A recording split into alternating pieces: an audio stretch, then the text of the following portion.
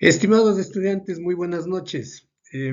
Como es de conocimiento, el día domingo no vamos a tener clases. Desde la dirección administrativa del sindicato han dispuesto que nos reorganicemos y más bien desde mi en calidad de profesor mismo, yo había quedado en realizar alguna actividad. En este sentido, vamos a hacer un videíto de unos 30 minutos.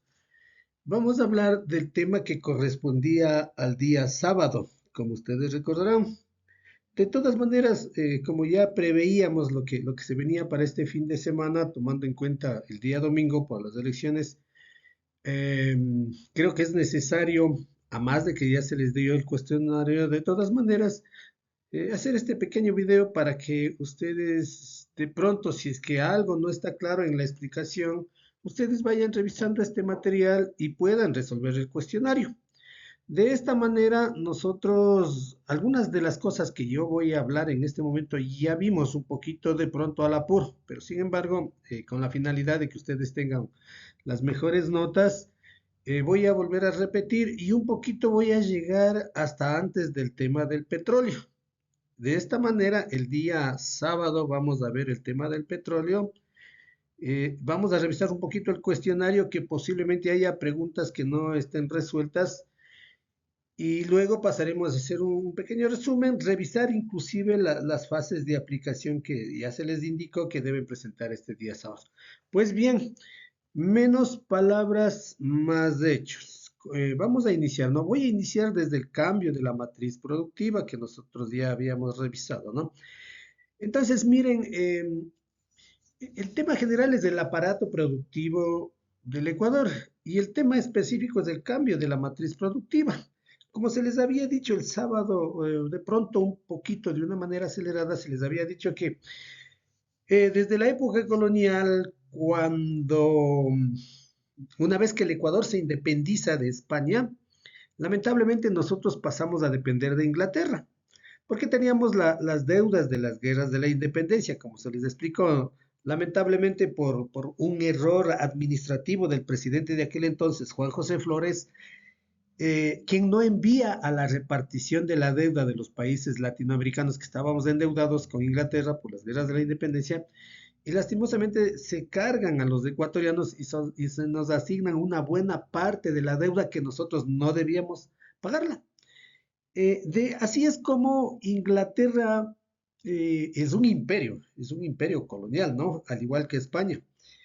Eh, yo creo que desde hace mucho tiempo nadie hace nada a cambio de nada. Y lo propio lo hace Inglaterra. Inglaterra presta dinero a los países latinoamericanos para que se independicen. Claro, no eran países en aquel entonces, ¿no? A las colonias de España les hacen préstamos para luego cobrarles. Y viene esto que se llama neocolonización o neocolonialismo, ¿no? Entonces, ¿en qué consiste eso? En que nosotros ya no somos ocupados militarmente por un imperio, sino que vamos a recibir presión a través de la deuda externa. Es un dominio de carácter económico, ¿no? Entonces, nosotros nacemos como un país endeudado. Y a nosotros la División Internacional del Trabajo nos asigna el convertirnos en países proveedores de materia prima. Y eso obviamente que es una desventaja, porque una cosa es vender materia prima y otra cosa es vender productos industrializados. Entonces, yo creo que estos gráficos son muy ilustrativos. Mire lo que pasaba con nosotros, ¿no? Como se les dijo, nosotros vendíamos materia prima a Estados Unidos, a Europa, y a la vuelta de la esquina, esa materia prima, pero ya transformada en productos elaborados, ha estado volviendo a nuestro país, pero ya con precios exorbitantes, con altos precios, ¿no? Entonces, miren que no es del todo bueno ser proveedores de materia prima, ¿no? ¿Por qué? Porque la materia prima, y muchas veces, como en el caso del Ecuador, como yo les decía, por ejemplo, al cacao, en la época del boom del cacao, le cae dos plagas, la escoba de la bruja y la monilla. Entonces, nosotros, como dependíamos básicamente del cacao, enseguida entramos en crisis. Luego viene el boom del banano. ¿Qué pasa con el banano? El banano nos convertimos de la noche a la mañana en primer productor y exportador mundial de banano, pero lamentablemente luego viene dos plagas, la cigatoca negra y la cigatoca blanca. Otra vez el Ecuador en crisis. Y finalmente el otro boom económico que hemos tenido es el petróleo. Entonces, ¿qué pasó con el petróleo? ¿O qué pasa con el petróleo? Suele tener problemas. Como dice aquí, le hemos puesto que los vaivenes del mercado. En ocasiones hay precios muy elevados, pero en gran parte de veces eh, eh, disminuye el precio del petróleo, disminuye el precio del petróleo, parece que me equivoqué, no, pero es del petróleo, estamos hablando en esta última parte, ¿no? Por ejemplo, cuando hay guerra en el Golfo Pérsico, normalmente el precio del petróleo sube, pero cuando hay tranquilidad por allá, entonces baja nuestro petróleo. Y ahora hay que entender que nosotros, nuestro petróleo es pesado y el petróleo pesado no es de buena calidad, entonces nosotros recibimos una especie de sanción. Por ejemplo, cuando nosotros escuchamos que el petróleo está a $120, no es que a nosotros nos están pagando $120, nosotros recibimos un costo menor porque nuestro petróleo no es de excelente calidad, ¿no? Entonces, para resumir, nosotros nos convertimos en proveedores de materia prima, éramos un país primario agroexportador, dependíamos de nuestros compradores, ¿no? Y eso no es nada bueno. Entonces, mire, luego viene esta idea del gobierno, como yo les decía, no nos vamos a poner a discutir sobre esta situación. Yo creo que nosotros cada uno tenemos una visión de lo que ha pasado en nuestro país. Para unos la época 2007-2017 será la época robada y para otros es la época ganada. No creo que es el momento de hablar de esto, ¿no? Entonces, ese gobierno durante esos periodos intenta hacer un proceso de industrialización del país a través del cambio de la matriz productiva. Entonces, ¿qué se buscaba con este cambio de la matriz productiva? Que nosotros dejemos de exportar materia prima y con los potenciales que teníamos y que tenemos, perdón, nosotros industrialicemos nuestros productos en lo que podamos hacer y luego exportamos. Esto es eh, eh, eh, realizar, desarrollar productos, producir productos con valor agregado. Llamamos valor agregado cuando nosotros mismos producimos, transformamos la materia prima y luego lo exportamos. Y de esta manera se buscaba construir la sociedad del conocimiento. Y para eso, a decir del gobierno de aquella época, se comienzan a construir las hidroeléctricas, ¿cierto? 8 hidroeléctricas exactamente. Listo. Ahora, veamos así rapidito nomás los objetivos del cambio de la matriz productiva. Básicamente le hemos colocado 3 objetivos del cambio de la matriz productiva, ¿no? Hay una pregunta en la prueba que yo le digo, señale cuál de los siguientes objetivos es un objetivo del cambio de la matriz productiva. Entonces aquí ustedes recordarán, le hemos puesto diversificar la matriz productiva. ¿Esto qué quiere decir? Que nosotros ya no dependamos de un solo producto, sino de varios productos, porque como ya les dije, en ocasiones podemos tener una crisis con determinado producto, pero si tenemos una amplia variedad de productos, ya se sentiría menos de esa crisis, ¿no? Lo otro es generar el valor agregado. ¿Cuándo se genera el valor agregado? Cuando nosotros mismos transformamos la materia prima. Y finalmente, si es que nosotros transformamos la materia prima y tenemos productos industrializados, nosotros, el tercer objetivo es, vamos a sustituir las importaciones. ¿Sí? ¿Por qué? Porque nos vamos a convertir en exportadores. Entonces, básicamente en aquella época se pensó, se analizó y se decidió que las industrias donde el Ecuador tenía potencialidades era en la industria petroquímica porque tenemos petróleo, somos productores de petróleo. Siderúrgica porque tenemos yacimientos de metales.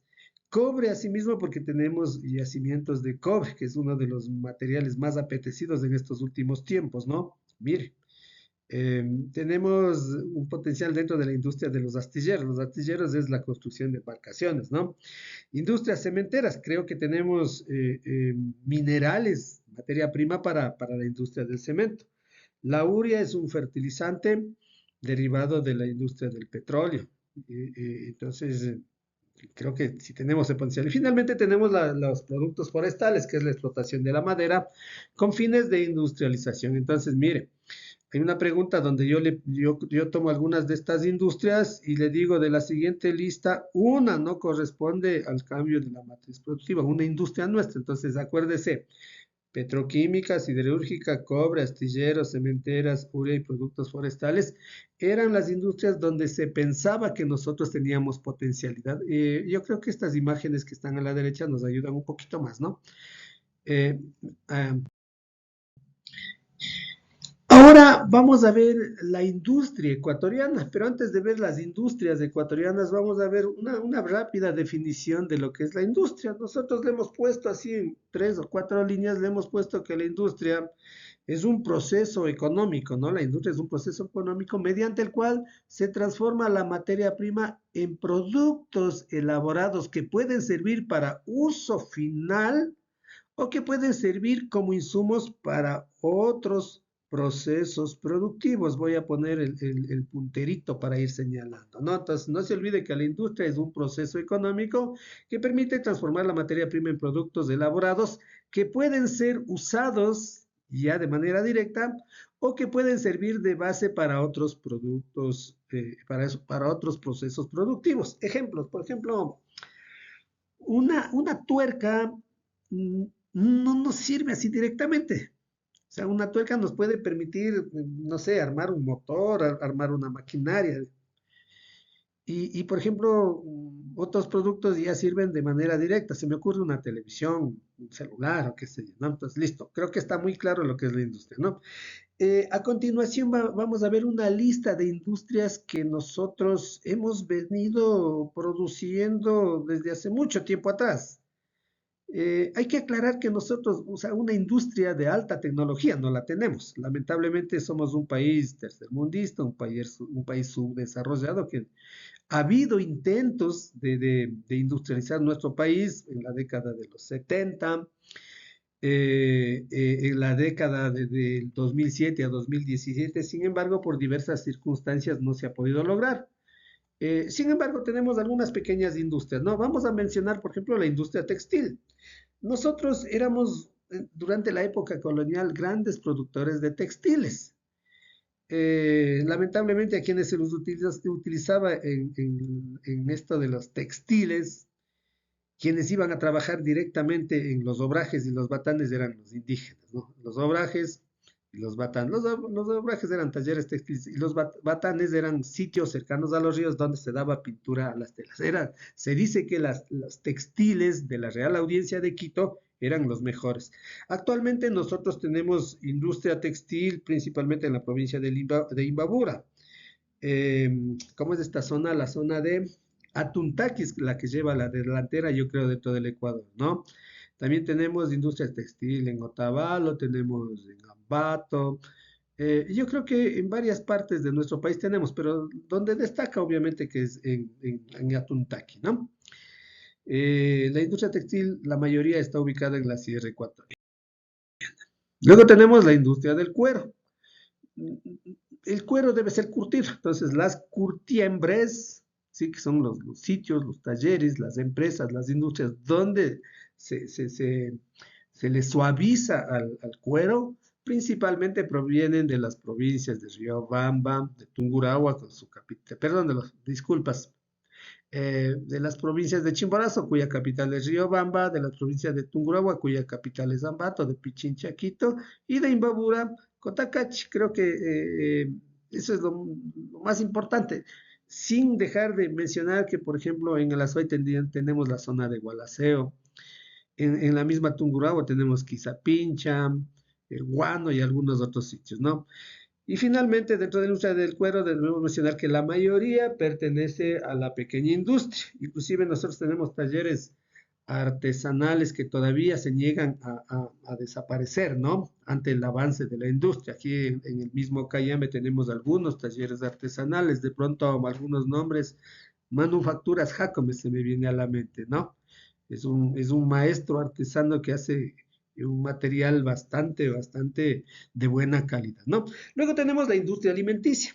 Dentro de la industria alimenticia, debemos mencionar que es la más antigua. Obviamente que los seres humanos hemos tenido que comer desde que aparecimos en la faz de la Tierra, ¿cierto?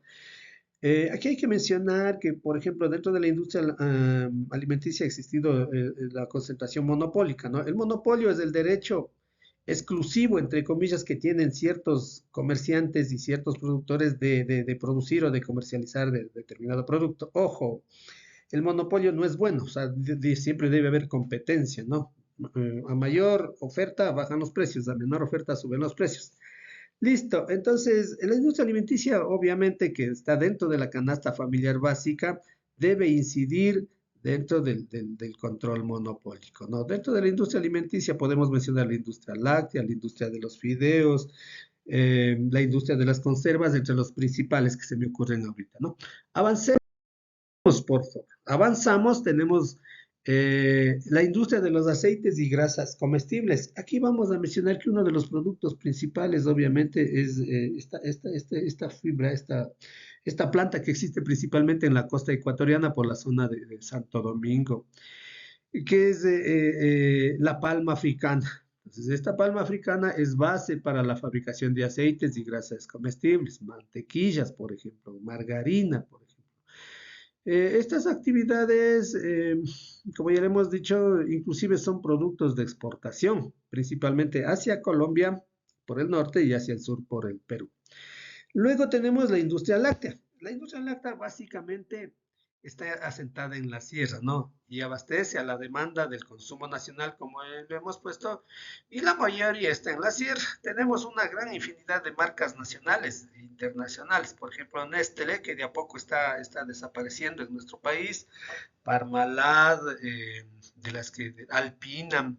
Luego de la industria nacional tenemos Kiosco, aquí en Cayambe mismo tenemos Alimeg, la pasteurizadora Quito, entre las que se me ocurren, ¿no? Dentro de la industria de la vivienda y de la construcción, debemos mencionar que es una de las fuentes, mejor dicho, una de las industrias que mayores fuentes de empleo, pese a los múltiples problemas que ha existido, ¿no? Yo creo que por más pobres que estemos, siempre habrá personas que puedan construir. Entonces ahí no es que necesitan solo de los arquitectos, de los ingenieros, de los maestros de la construcción, sino que también se mueve todo, ¿no? Se mueve la industria de los cables, de los tubos de metal, de madera, de los ladrillos, es decir, por eso se menciona que ocupa gran cantidad de mano de obra, ¿no? Avanzamos. Luego nos toca hablar de la actividad comercial. Creo que varias veces hemos mencionado que el Guayaquil, la ciudad de Guayaquil es fundamental para la actividad comercial en nuestro país. Se menciona que el 70% de lo que el Ecuador compra o vende al mundo pasa por el puerto de Guayaquil. Entonces no hay a dónde perderse. Guayaquil es la principal ciudad comercial de nuestro país. Eh, Mencionamos ahora los productos de exportación. Desde que inicia el boom petrolero, nosotros debemos mencionar que una de las principales fuentes de recurso, obviamente, que es el petróleo. El petróleo más o menos, en ocasiones un poquito más, en ocasiones un poquito menos. Tenemos como un 40% de los productos de exportación derivados del petróleo en nuestro país, es decir, lleva la delantera. Luego tenemos una serie de frutos, ¿no? Los plátanos frescos o secos en un 14%, tenemos el aceite de palma africana en un 10%, tenemos los crustáceos, los moluscos refrigerados, congelados, perdón, o salados en un 4,7%, los granos de café tostado en un 2,4%, las flores en un 3,7%, algunos otros productos que son en menor grado, que están juntos, producen en un 4,5%, el pescado un 4%, y luego tenemos una lista de algunos productos que inclusive se les conoce productos no tradicionales, ¿no? Las flores, el camarón, bueno, el cacao, sí, desde hace tiempos. En los últimos tiempos hay un producto que comen los astronautas, la quinoa, que es uno de los grandes, unos superproductos que lastimosamente en nuestro país no se hace conciencia, deberíamos consumir mucho. Las frutas tropicales, la caña de azúcar, el arroz, el algodón, el maíz y el café principalmente, ¿no? En los últimos tiempos del brócoli, y algunos otros productos, ¿no?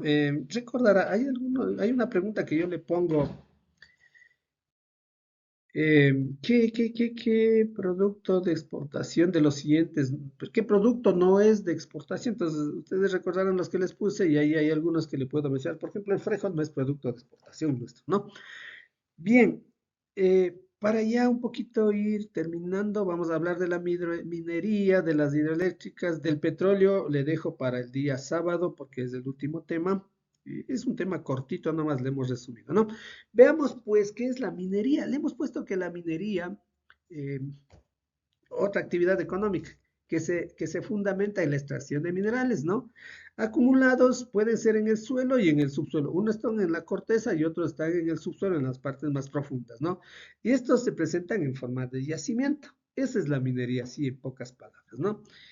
Vamos a hacer algo rápido nomás. Verán, lamentablemente en nuestro país la minería, los productos minerales, sean metálicos o no metálicos, quienes más se han aprovechado de eso han sido las empresas transnacionales. Entonces, por eso es que en el 2009 se crea una ley minera, pensando en que esa ley minera le permitiría a nuestro país hacer que esa actividad económica se convierta en un motor de la economía, ¿no?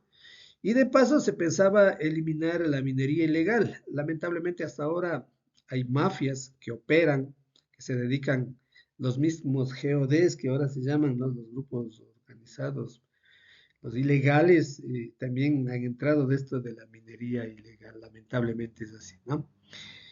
Eh, Sabido es que en nuestro país existen potenciales, grandes potenciales en los sectores mineros, principalmente el petrolero, el oro, el cobre, entre los principales, ¿no?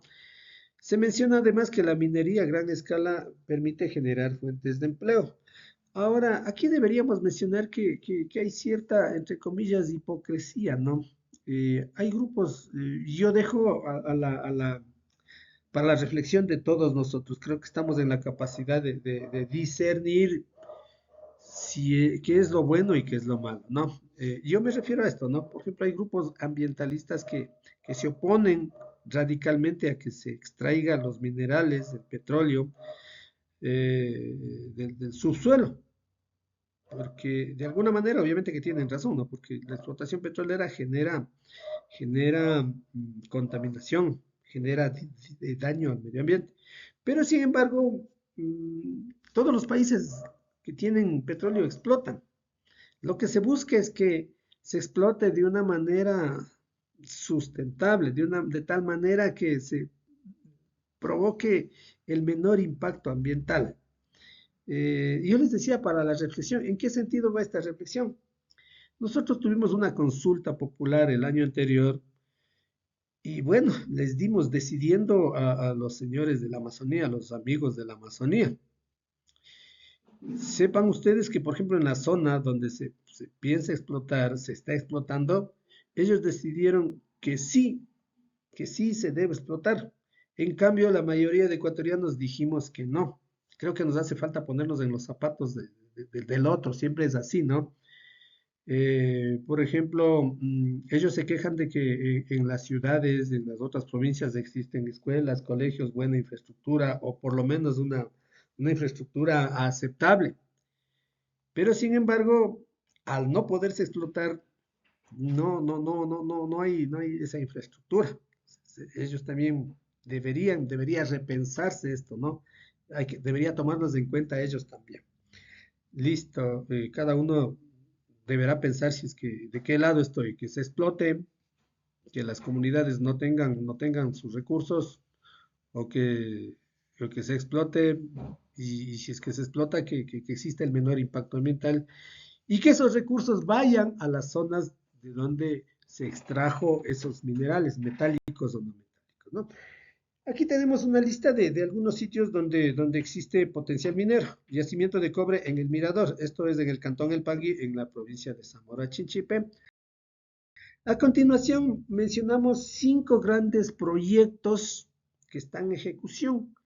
El proyecto minero estratégico Fruta del Norte, aquí tenemos un mapita al lado derecho, este está, si se fijan, estoy con este cursor, está ubicado en la provincia de Zamora Chinchipe. El proyecto estratégico minero Mirador, que está ubicado también en la provincia de Zamora Chinchipe. El proyecto Panatza San Carlos, que está entre las provincias de Morona Santiago, Zamora Chinchipe y el Azuay. El proyecto estratégico minero Río Blanco, que está en la provincia del Azuay. Y finalmente tenemos el proyecto minero Pinzacocha, que acá está como Loma Larga. También este está ubicado en la provincia de Las Aves. Entonces, mire, si nosotros nos fijamos aquí en este cuadrito de acá de la parte inferior, en el proyecto minero Mirador existe cobre, en Fruta del Norte oro, en el Río Blanco oro, Loma Larga oro y Panatza San Carlos cobre. Aquí están unas cifras donde está el aproximado en peso y en dinero de lo que se podría producir. Continuamos. Luego tenemos las hidroeléctricas. Este sería el último temita, ¿no? Las hidroeléctricas, como les decíamos en el cambio de la matriz productiva, una de las principales actividades que inició haciendo el gobierno de aquel entonces para poder iniciar ese cambio de la matriz productiva que lamentablemente no se desarrolló y peor ahí se concluyó o se continúa por diferentes circunstancias que nosotros deberíamos analizar.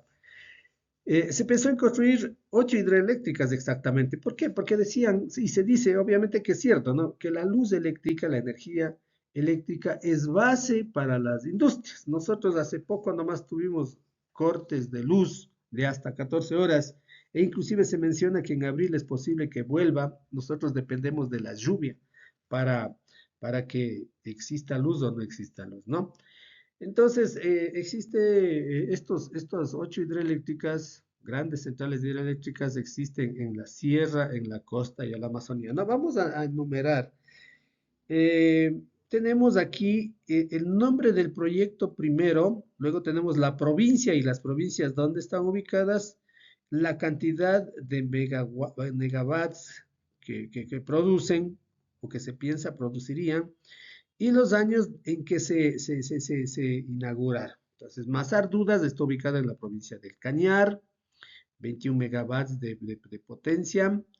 Toachi Pilatón, ojo, este Toachi Pilatón no se cumplió. Se dice que el gobierno de aquel entonces lo construyó en un 50%. Lamentablemente los gobiernos que luego vinieron no los terminaron de construir. En las últimas noticias escuché yo que Toachi Pilatón ya se concluyó. Ojalá, esperemos que esto sea cierto, ¿no? Porque teníamos. ¿En qué provincia está ubicado Toachi Pilatón? Entre las provincias de Pichincha, Santo Domingo y Cotopaxi, con una capacidad de producción de 250 megawatts. Ojo, este es el que no se concluyó, ¿no? Se inició la construcción en 2015, pero no se logró concluir. Se dice que ya se terminó, más bien está de averiguar a ciencia cierta. Pero bueno, yo lo que les voy a preguntar es, les pongo al frente el nombre del proyecto y al frente las provincias o la provincia, y ustedes tendrán que unir y seleccionar la fórmula correcta, ¿no? Continuemos, viene el proyecto hidroeléctrico Sopladora, la hidroeléctrica Sopladora entre las provincias de Azuay y Morona Santiago, con una capacidad de producción de 487 megawatts. Luego viene Coca-Cola Sinclair. Esta es la más grande, ¿no? Esta hidroeléctrica está ubicada entre las provincias de Napo y Sucumbíos.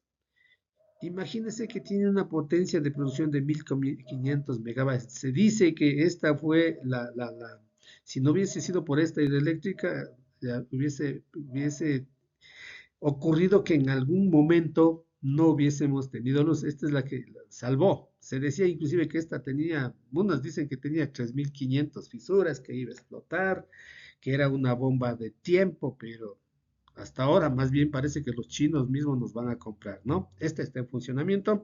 Luego viene la hidroeléctrica Mina San Francisco, está ubicada entre las provincias de Azuay y El Oro, total de producción 270 megawatts. Luego viene el proyecto del Citanizawa, ubicado en la provincia de Zamora, con 180 megawatts. Este es el más fácil, ¿no? Hidroeléctrica Esmeraldas en la provincia de Esmeraldas. Y finalmente la hidroeléctrica Quijos en la provincia de Napo con 50 megawatts. Sumado todo esto, más lo que se tiene Paute, más lo que se tiene en Agoyán, se dice que sumamos 6.779 megawatts de potencia. Inclusive recuerdo que en algún momento se llegó a exportar petróleo, ¿no? Bien, mis queridos estudiantes, espero que con esto concretemos el temita que nos estaba faltando y el día de mañana, perdón, el día sábado revisaremos lo que es el petróleo. Completaremos el cuestionario para quienes no hayan terminado, si es que hay dudas, si es que hay preguntas que no pudieron contestar. Y con esto se daría terminado a esta, entre comillas, clases, ¿no? Se les agradece por su atención. Muchas gracias.